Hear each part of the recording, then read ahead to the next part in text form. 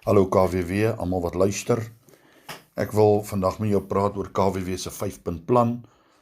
Dis daar gestel om jou te help. Die rede daarvoor is dat mense gevra het dat ek dit weer net vir hulle duidelik moet maak. Nou, dis nie ons lese nie. Ongeveer 13 jaar gelede het ek gebid en vir die Here gevra wat sou ons lese wees, en 'n paar aande daarna toe droom ek hoe daar silwer letters uit die aarde uitkom en bo in die lug swem, en hy skryf toe hierdie pragtige woorde: ons leef Jesus, en vandaar ons lese. Nou, Matteus 7:21 sê, nie elkeen wat vir my sê, Here, Here, sal ingaan in die koninkryk van die hemele nie, maar hy wat die wil doen van my Vader wat in die hemel is, prys hom. Hy wat die wil doen. Nou hier, die 5-punt plan is net om jou te help om sy wil te doen. Daar's ietsie wat altyd gesê word, so mooi lese wat sê, if you fail to plan, you plan to fail. Nou, jy moet ook beplan om in die hemel te kom, deur God se genade. As jy jou gered het, moet jy ook eindtyd kan gaan. Nou, KWW se missie is om Bybelse waardes in die 5-punt plan oor te dra aan elke lidmaat en hulle toe te rus om disippels te maak, aan die ander woorde, die groot opdrag van die Here na te kom. Ons begin by punt nommer 1 wat gebed is. 1 Tessalonisense 5:17 sê vir ons, bid sonder ophou. Prayer is the key to heaven, ons almal weet dit. 'n Mens word gou kragteloos wanneer ons nie meer bid nie. Ag, jy voel verlore alleen, maar as jy net op jou knieë sak, as jy net met God kan praat, dan kom alles sommer reg. Dis 'n klein woordjie, seker die kleinste woordjie waar jy kry 3 lettertjies, maar glo my, dis een van die moeilikste dinge om te doen. Omdat die vyand weet en jou vlees weet dat dit eintlik die regte ding is. Dit is wat eintlik werk. Mense praat deesdae baie. Daar's talkshows en daar's sosiale media en hulle gesels oor alles. Maar weet jy wat ek ervaar het? As hulle bid, as iemand dieselfde tyd op hulle knieë spandeer as om met ander mense te praat, as hulle bid, verander ek en jy hierdie land baie, baie vinnig. Nou, die skrif wat ek daar gebruik is 1 Petrus 4:7. Hy sê, en die einde van alle dinge is naby. Wees dan ingetoe en nigter om te kan bid. Ons kan nou sien dat het lyk of die einde sommer baie naby is, nee. Nou, die tweede punt is die Bybel. Ons moet Bybel lees. 1 Petrus 2:2 sê, en verlang sterk soos pasgebore babas, kindertjies, na die onvervalste melk van die woord, dat julle daardeur kan opgroei. Psalm 119 vers 105 sê, u woord is 'n lamp vir my voet en 'n lig vir my pad. Nou, baie van die dinge wat nou gebeur, vind mense in God se woord. En die woord van die Here is baie interessant, hoor. Hy het moordverhale in geskiedenis, poësie, liefdesverhale, toekomstige dinge, verlofsinsake, hy het die verlede in. Daar's so baie in God se woord. En jy moet die woord, jy moet die hele Bybel gaan lees. Wanneer jy die woord lees, dan kry jy krag, dan groei jy, en dan kan jy staande bly. So ons tweede gedeelte, wat ons sê, is God se woord. En die derde een, is iets wat baie min mense van hou, dit is naamlik om te gee. Nou, Vader het sy seun gegee, Jesus het sy lewe gegee, en liefde vir God maak dat jy ook gee.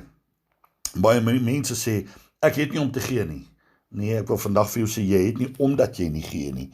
Dis maar hoe dit werk, nee.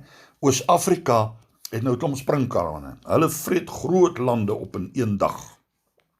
Nou, die woord van die Here leer ons, en hy sê vir ons dat ons moet ons tiendes bring, sodat hy die springkaan kan keer en die vensters van die hemel vir ons kan oopmaak. So God sal jou seën een of ander manier. Dis in elk geval die manier hoe die kerk moet leef en uitgaan. Daar's nie eintlik 'n ander plan nie vir hierdie saak nie. Maar kom ek lees vir julle Malagi 3:10. Hy sê, bring die hele tiendes na die skathuis, sodat daar spys in my huis kan wees, en beproef my tog hierin, sê die Here van die leerskare, of ek julle nie die vensters van die hemel sal oopmaak, en op julle 'n oorvloedige seën sal uitstort nie.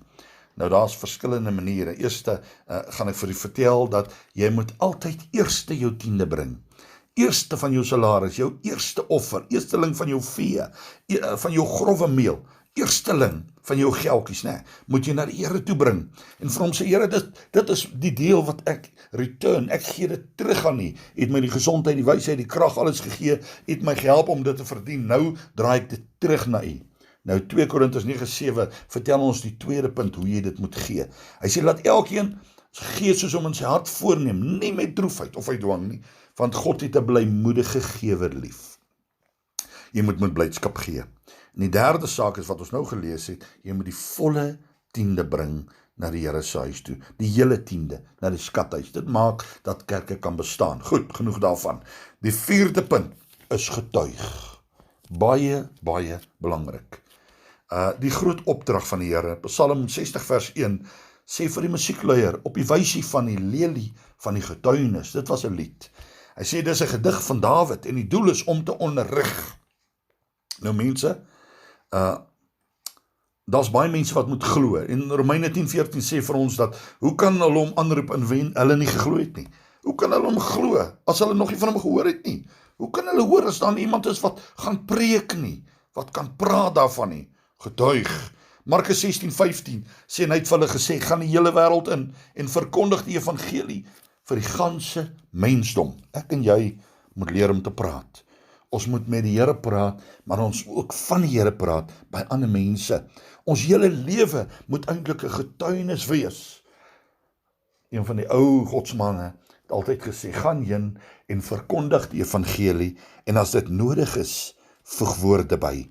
Ons moet altyd besig wees om te praat van die koning van die konings. Dit sal jou help om vrymoedigheid te kry in jou hart, sal jou help om vry te kom van dinge wat jou bind. So getuienis is baie noodsaaklik. Die vyfde gedeelte wat ons doen in ons 5-punt plan is kerk. Ag, jy sal altyd mense hê wat teen God se woord en sy kerk en sy instansies praat. Moet jou nie aan sulke mense steur nie, hoor. Jy sal nêrens kom as jy na hulle wil luister nie. Hou jou oop, Here, en luister mooi. Die kerk, die Griekse woord is ekklesia. Nou, vir miljoene mense maak die lockdown nou glad nie saak nie. Dis 'n tyd van rus en 'n tyd van lekker slaap en alles, maar vir sy kinders is dit baie erg, hoor. Vir my is dit baie erg, omdat God partydig is vir sy kerk. Ek mis die kerkbyeenkomste. Ek mis die lofprysinge. Ek mis die gemeenskap met Jesus Christus saam met die ander gelowiges. Dis wonderlik. God is partydig vir sy kerk.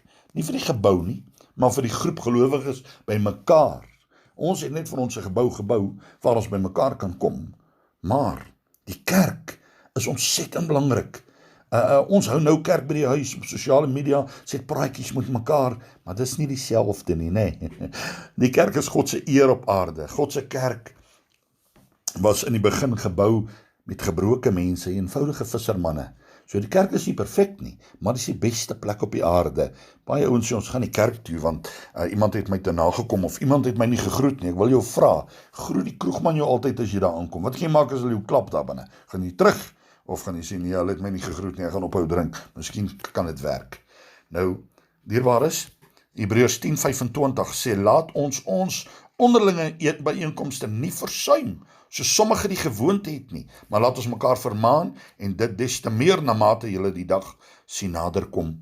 Jy kan nie snaakse dinge vir die Here gaan aanvang, en nie jou byeenkomste bywoon nie. Jy is besig om eintlik teen sy woord op te tree. 'n Mens moet altyd eers die minimum vereistes as Christen in God se woord nakom. Nou praat ek nie met die wêreld daar buite nie, hoor. Ek praat nie met die kinders van die Here. Jy moet altyd die minimum vereistes nakom, voordat jy vir God iets ekstra kan beteken. Onthou dit. Mense vra baie keer vir my, hoekom gaan jy so baie kerk toe? Kan ek met vrymoedigheid vir hulle sê, omdat ek God so baie nodig het. Omdat ek die Here so baie nodig het. Hy is my alles in my lewe. Nou mag die Here julle seën, mag hy julle krag gee, genade gee, tot ons weer by mekaar kom. Intussen gaan ons aan met ons praatjies en boodskapies op die radio, ons telefoonoproepe, ons WhatsApp, sosiale media, ons doen al die pragtige goed. Maar ons verlang na die kerk.